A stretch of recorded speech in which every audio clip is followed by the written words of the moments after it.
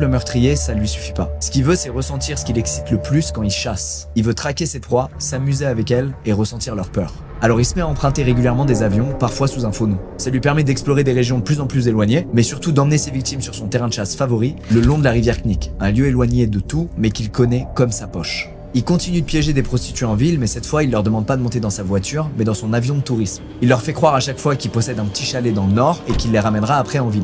Et avec sa tête d'homme passe-partout et son discours rassurant, beaucoup acceptent sans se poser de questions. Et c'est souvent en plein vol que Robert sort une arme avant de leur faire comprendre qu'elles sont désormais sous ses ordres. Et c'est quand elles atterrissent au milieu de cette vaste plaine abandonnée, parfois gelée, que ses victimes se rendent compte qu'elles sont prises au piège. Certaines se mettent à hurler et à se battre avec lui, d'autres s'enfuient instinctivement sans même se retourner.